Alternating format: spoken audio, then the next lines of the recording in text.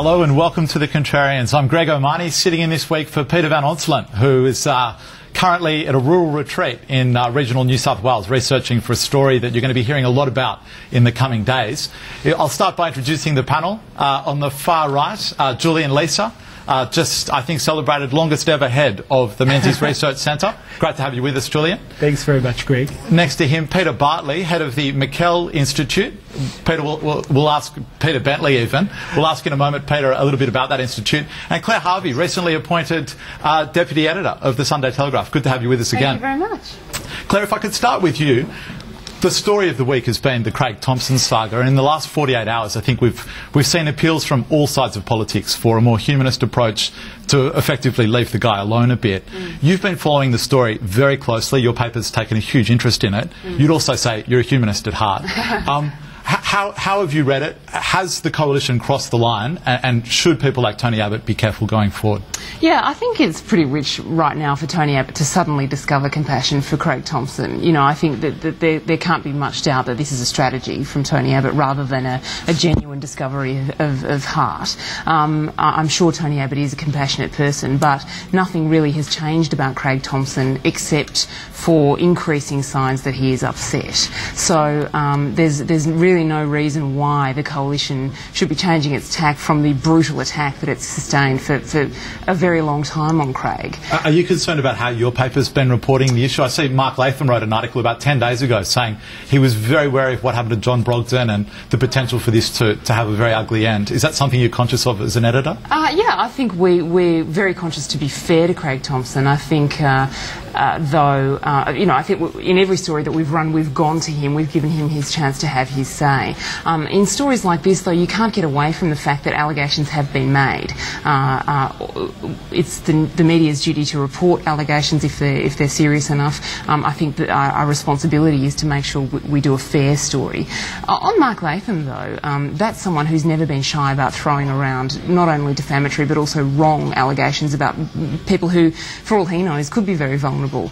You know, Craig Thompson too went into Parliament and under parliamentary privilege made very serious accusations against Marco Bolano, Kathy Jackson, Jeff Jackson. You know, he didn't seem to be asking the question of himself: do these people have families and children who are going to be disturbed by this? You know. No, it's a good point. If I could bring you in, Peter, it is a good point. There are people who Thompson in Parliament levelled some pretty serious allegations at. They surely have a right to defend themselves, and they would say if their defence is he's made it up, they're entitled to go to air and say that publicly. What do you think? Yeah, I completely agree with that. I think they do, and I think it was a shame that he did, attack and name other people and didn't address some of the issues more in his speech. But they absolutely have a right to defend themselves, and they should do that. But I think Claire's absolutely right. There is a public interest issue here. We all know that. I think the media have a right and an obligation to report it. But I think this week particularly, and having seen Craig Thompson in the last 48 hours, we do need to kind of seriously, the media and particularly the opposition start thinking about, have we, enough is enough, have we gone too far? And Claire raises, Mark Latham started commenting about this about a fortnight ago. Joel Fitzgibbon was on the 7:30 report last night talking about a similar thing, and these are two men that were very close to another former MP, Greg Wilton, who tragically took his own life in the early 2000s, and I think it is an obligation on all MPs. John Brogden as well, very similar circumstances, and the common thread in all this, as we know, was intense media scrutiny, and once answers have been given. Now, whether we accept those answers, whether we believe them or not, is largely irrelevant. Once they've been provided, then I think we have an obligation to kind of step back and let the courts, if that's the way the process is going to go, fulfil their duty in this role. Apparently, we've just had a tweet come in asking if I can confirm whether I am going to be the Liberal candidate for DeBell at the next election. As much as I love the Central Coast, I can say that, well, I won't rule anything in or out, but it's probably, I mean, if there's anyone on the panel who would be a walk-up start for that position, it would be Julie and Lisa.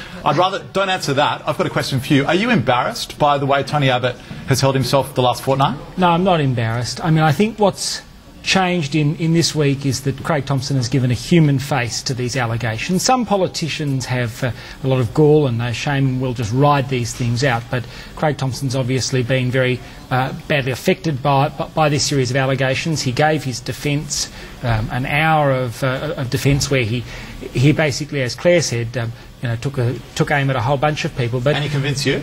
No, I don't think he convinced anyone, actually, because there was such a gulf between his statements and between the findings in the Fair Work report. I mean, there's something like 1,100 pages there and hundreds of findings. I think the key thing here is, and I think there's been a real interest in this because of the salacious side of these allegations, take that out of it. This is fundamentally a matter about a person who is in a position of public trust, who is a union secretary, who misused members' funds for his own personal gain, for his own personal benefit. Whatever he used them on, that's not important. It's that misuse of trust that I think that's the real issue here. That alleged misuse of trust. Well, Julian, if I could ask you this, Tony Abbott's been absolutely relentless the last fortnight, the last few months on a really personal attack on the member and really seeking his removal from Parliament in circumstances where there are only allegations.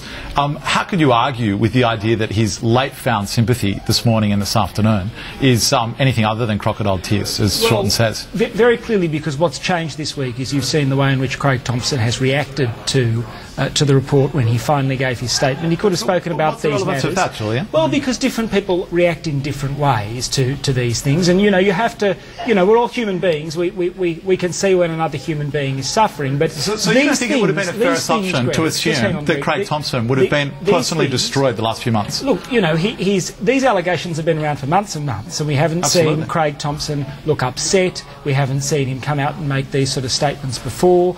He's had plenty of opportunity to come forward and defend his position. But I think, it's Tony Abbott's job to try and change the government. No one says that Craig Thomson has to stay in the Parliament. He could take leave. The only reason why he hasn't resigned at the moment is because the numbers are so tight in the Parliament. And so it's the Labor Party, who are desperately in need of his vote, that are keeping him there in this, very difficult situation. But if you're a Labor strategist, wouldn't your calculation be that it's an incredibly high price to pay to lose government for the alleged misdeeds of one guy? Well, I mean, that's a matter for the Labor strategists. They would have known about these allegations with relation to Craig Thomson. It was well known in the union movement, the dysfunctional nature of his branch of the HSU when they chose him as a candidate. The Labor Party is good at imposing people when candidates go bad through their famous N40 rule. Craig Thomson is someone that they could have moved on at various opportunities in the past. They've chosen to keep him. Well, you can say the same thing about the Liberals and Peter Slipper, can't you? Well, you can, but in the people. Liberal Party, people were looking to move Peter Slipper on. Yeah, but after 9 pre-selections. Well, partly because you have to remember that the LNP, part of the deal to put the LNP together was to give all sitting members a guaranteed another go-round. But Julian, just let me finish on this point with Craig Thomson.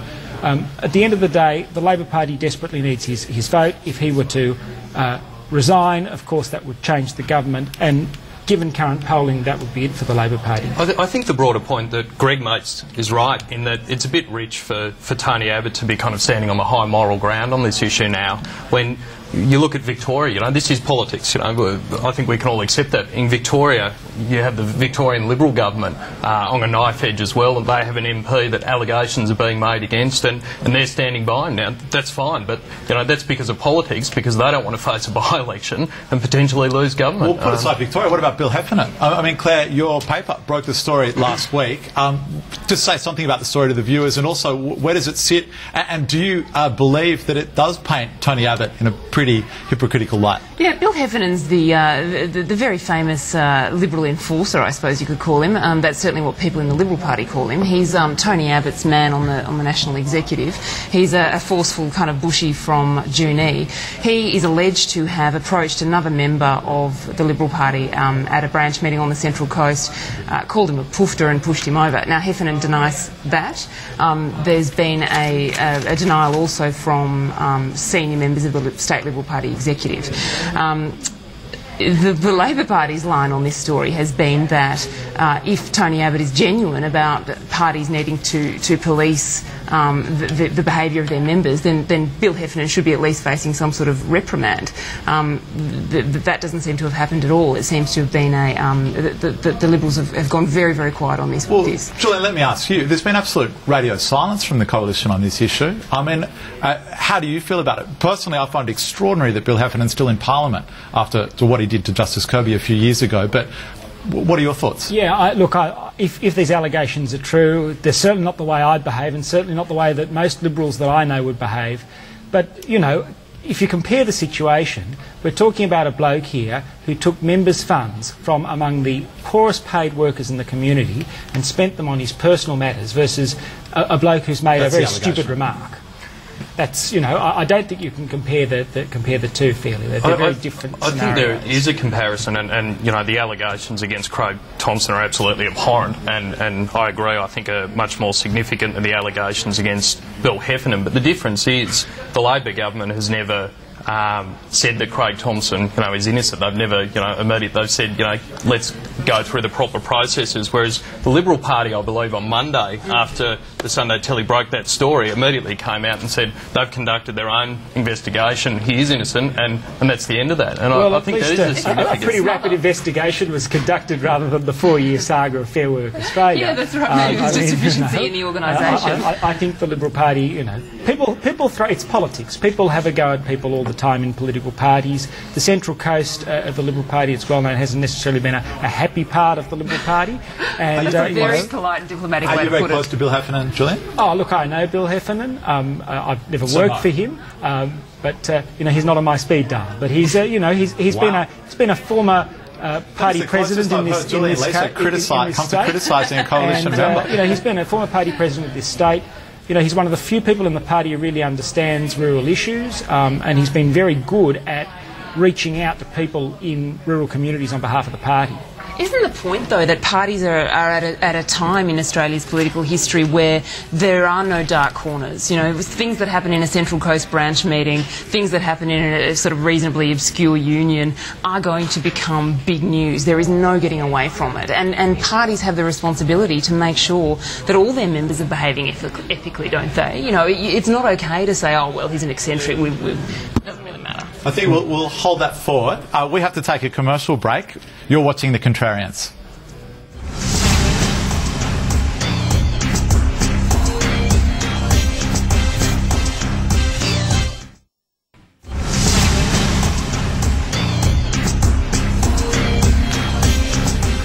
Hello and welcome back to The Contrarians, where I'm joined by Julian Lisa, Peter Bartley, Peter Bentley even, I can't get the name right today, and Claire Harvey. Good to have you all with us. Yeah. Julian, if I could go to you, 3 weeks ago on this show we talked endlessly about the potential for a leadership challenge. It really was the news of the week. And the feeling was from Troy Bramston, who'd spent a lot of time chatting to Labor colleagues, that a challenge was nigh. Labor couldn't have had a worse 3 weeks in the intervening period. Why is it that there's this strange silence at the moment about leadership movements? Well, I think there's just so many other problems that they're facing because of Craig Thompson. But just because there's silence, I think, doesn't mean that there's not things happening behind the scenes. Peter Van Onselen had a piece in The Australian today where someone said, oh, look, if you're right about this, you'll put back our plans 2 or 3 weeks. So there was a Labor source who said this. So I think there's definitely things happening there in the caucus, and there's a question of whether they'll bring back Rudd. I think, you know, and the problems of bringing back Rudd for the Labor Party are very well known. Not only did he not perform as Prime Minister, but you've got all those senior Labor figures who've attacked him last time he ran for the leadership. And, you know, you just bring out the greatest hits reel from the past and replay a whole bunch of that stuff. The Liberal Party would save a lot of money on advertising consultants. We wouldn't have to shoot any of our own ads this year. It's Labor on Labor. No, it's true. Claire, if I could ask you keep in close contact with a lot of Labor parliamentarians. Pete says in his article today that many are now saying, even people who installed Gillard, that they're not prepared to follow the Prime Minister over the electoral cliff. What's your feeling? Yeah, I think that's been the case almost since Julia Gillard became Prime Minister, and certainly since the last leadership challenge. The bump or the bounce or the calm period for her lasted about 25 minutes. it was always inevitable, I think, that there was going to be further leadership speculation. I don't know why it's quiet over the past couple of weeks. I'd presume that the people who are organising the next candidacy are allowing things to get as bad as possible for Julia Gillard without causing another distraction. You know, that I would say that they don't want any heat to come off her in regard to Craig Thompson or Peter Slipper or the other issues.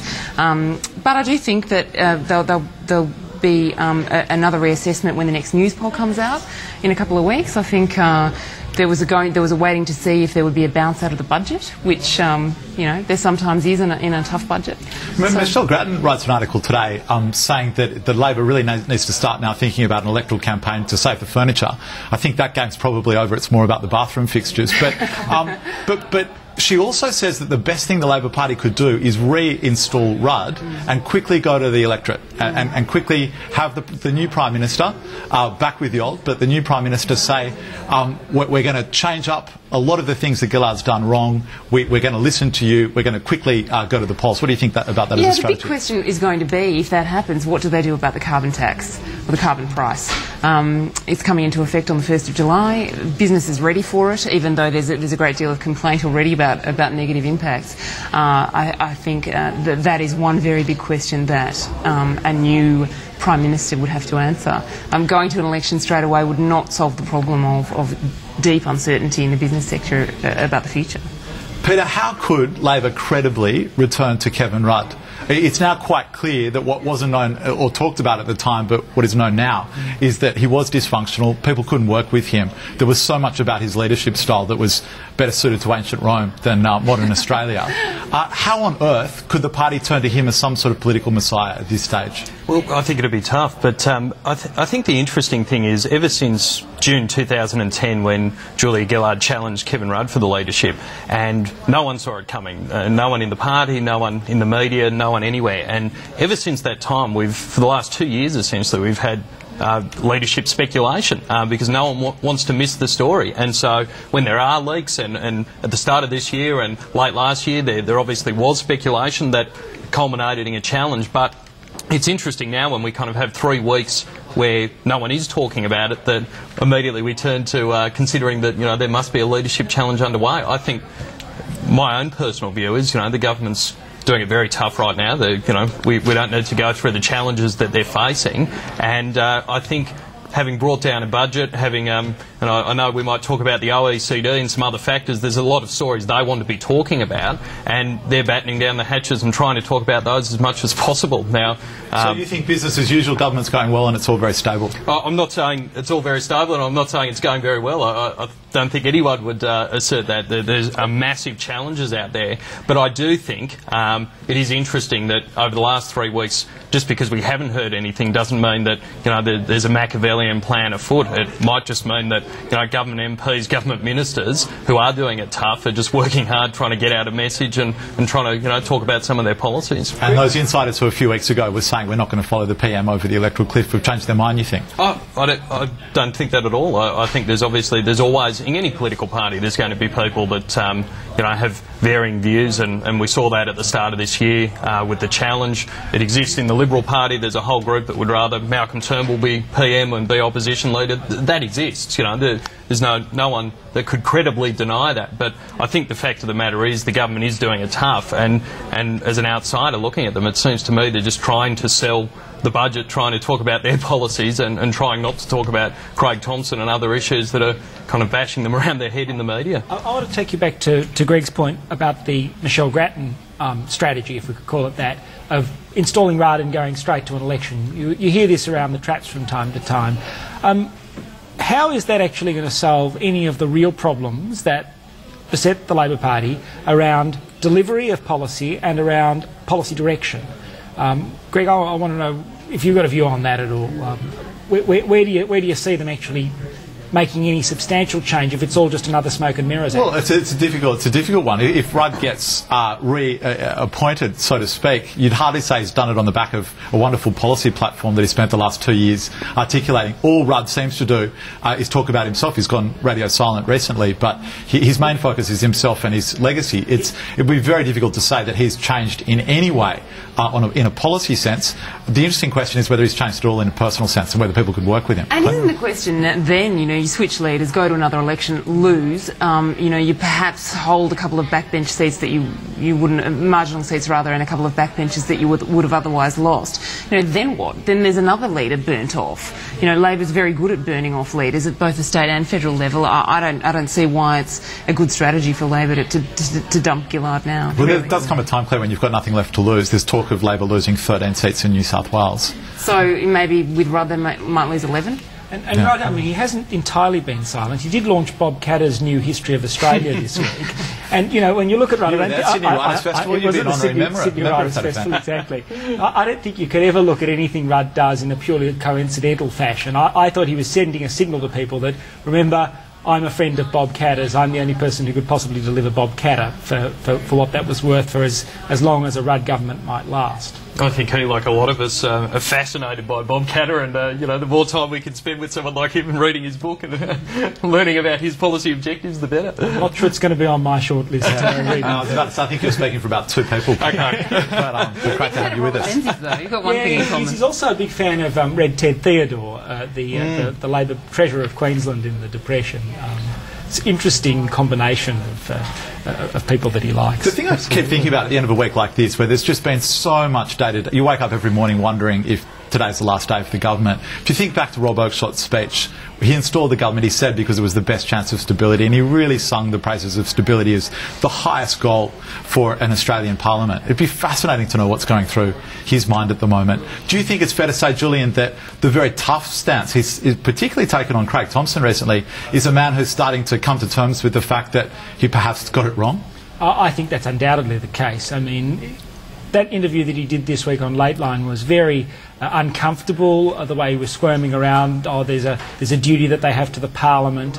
Rob Oakeshott always appears a bit whiter than white in his purity and his approach to politics. But I think there must be people in his electorate who have been saying to him, oh, look, it's one thing to support the government and we disagree with you there, but you can't let this keep going on, and I'm sure he's feeling the pressure of his own electorate on this. Andrew Wilkie made a good point this week. He said that people just want the government to get on with governing and the opposition to get on with putting itself forward as a credible alternative. Julian, are you a little bit worried about Tony Abbott's approach? I mean, you could say whatever he's been doing the last few months, he hasn't been putting himself forward as a credible alternative. If you look at this week, all he wants to talk about is the lying backstory of the Prime Minister and Craig Thomson. It's hardly edifying, uplifting opposition strategy. Since February, Tony's given 5 major landmark speeches, each of which has announced a new policy initiative that he's looking at, all of which have largely sank because the public discussion is more about the soap opera that the current government finds itself in. But Julian, that's a public discussion that Tony Abbott's fueling. It is a public discussion that Tony Abbott is participating in, but we've never seen anything like this before, a government that is in this disarray and a parliament that is this close. And it's Tony's job as opposition leader to try to bring on an election quickly. I think it's actually what the public more generally wants. They want an election. They want this stuff put behind you.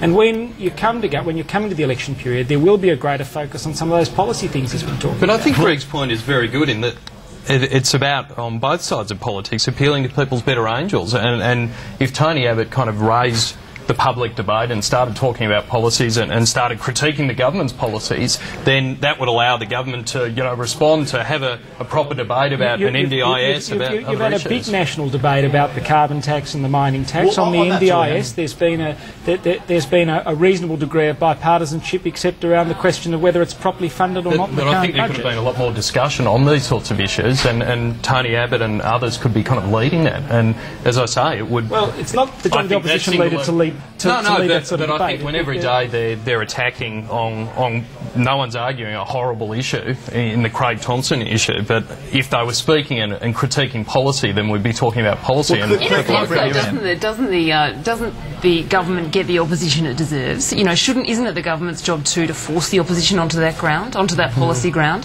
The problem is that Tony Abbott doesn't have to put anything out there. He doesn't have to. He can roll out a couple of policies about maternity leave and so on. Without attracting really too much scrutiny, because essentially he doesn't have to go there. He's going to win the next election, bar some sort of miracle for the Labor Party.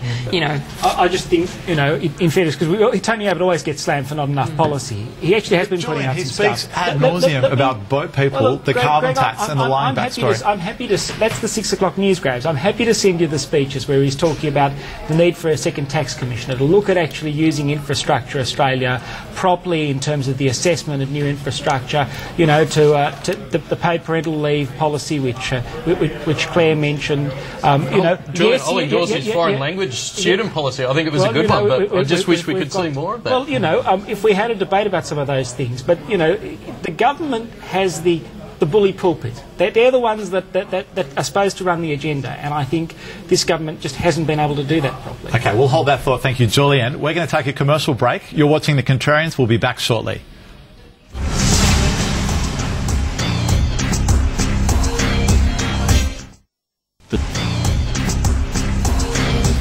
Welcome back. You're watching The Contrarians. We've been inundated with tweets, some very interesting ones. A few are accusing Julian Leeser of being Tony Abbott's quote-unquote lapdog. I mean, who would have thought? Particularly on a show where he's actually taken issue with Bill Heffernan. I think that's a first ever for Julian Leeser actually criticising or coming very close to at least criticising. Yeah, he's very careful to correct me on that. A coalition member. Another interesting one. Another interesting tweet. Why would Abbott change? Look at the polls. Polls spelt P-O-L-E-S. Thanks very much for that feedback, Luke. Great to have you on board. And one other interesting little rumour that's doing the rounds on the blogosphere, Troy Bramston, who's a regular on this panel, there's a suggestion that he's been one of the new recruits to the Wiggles. Well, I can safely confirm that that's not the case. There's absolutely no suggestion of Troy taking up a dancing career. But on to matters much more serious.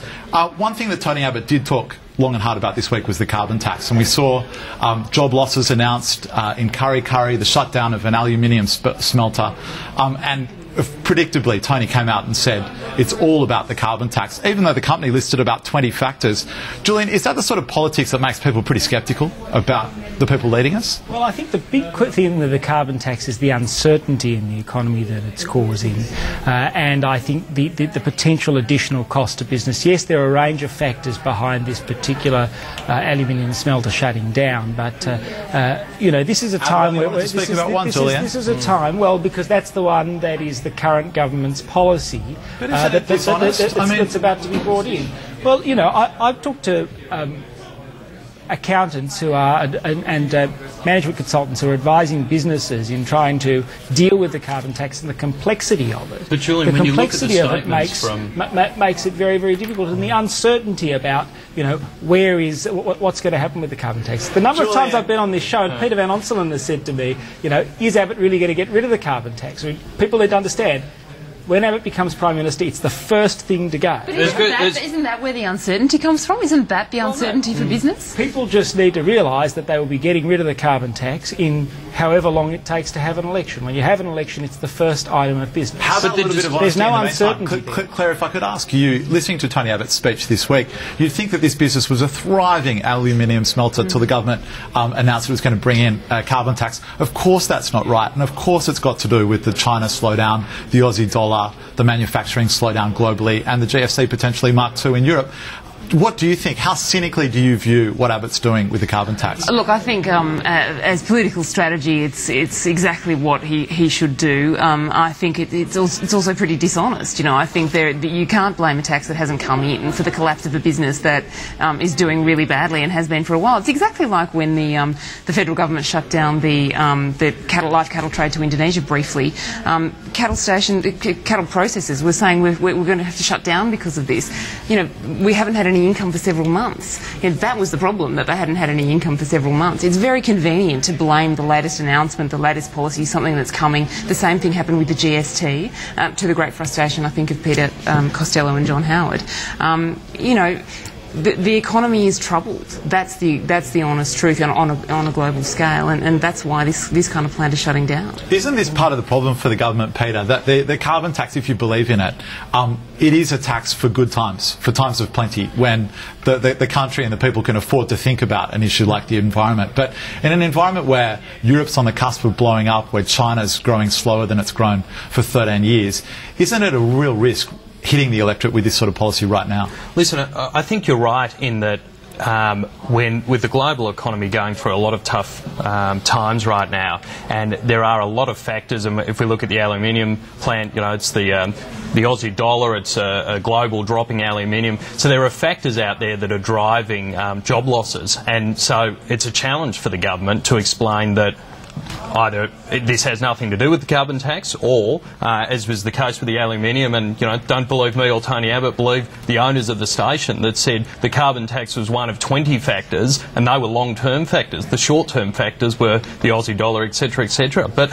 I think, particularly one thing it's not trying to explain is the carbon tax and the reason it's being brought in. Did you find it staggering that in the budget speech there was next to no mention of the tax or the race and DEFRA behind it?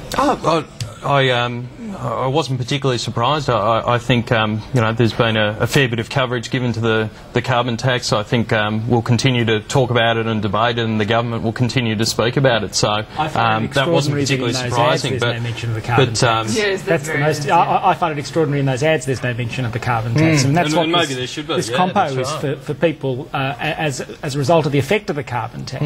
If the carbon tax had no effect, you wouldn't need to compensate people. Yeah, the thing that really worries me about the curry issue, Greg, is 300 odd workers woke up earlier this week and realised they wouldn't have a job, and Tony Abbott immediately got up and said this is because of the carbon tax. Now, there's a lot of those workers that might be sitting thinking, well, if Tony Abbott gets in and he repeals the carbon tax, will I get my job back? Well, we all know the answer's no. Tony Abbott knows the answer's no. But the false hope that he's kind of trading on when there are human, tragedies here, 300 people, the flow-on, the indirect flow-on in their community, I think is pretty abhorrent. Like, if he wants to mention that it was a factor, that's fine, and he should do that. That's his job as opposition leader. But trading on people's, fears it's a bit like promising you'll get inflation down or get interest rates down as an opposition leader. It's a very dangerous game to play. Yeah. They always do it, though. So. Kevin Rowe and Wayne Swan talked about the inflation genie, and let's stuff it back in the bottle.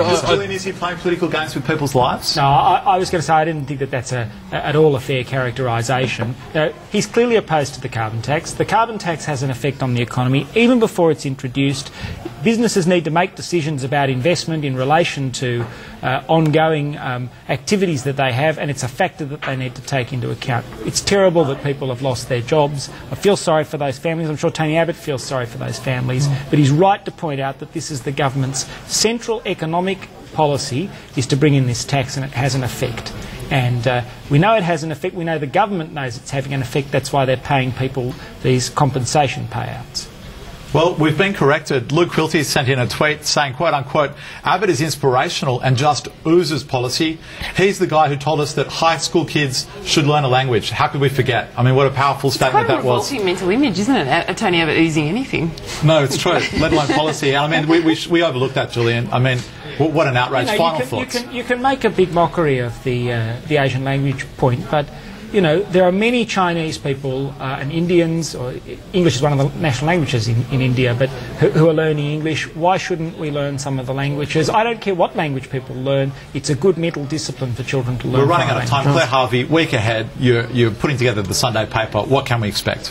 I think we can expect when the week starts on Sunday, as it does, we'll be back on the Heffernan story. I think the Craig Thompson story is I think going to come to a head next week, though. That's something to watch. And Greg, can I just say, I think it's outrageous that today we didn't discuss the number one issue on the national debate, and that was the state of origin and the fact that was not a try, and New South Wales should have won. Thanks, Peter, for almost reenacting it.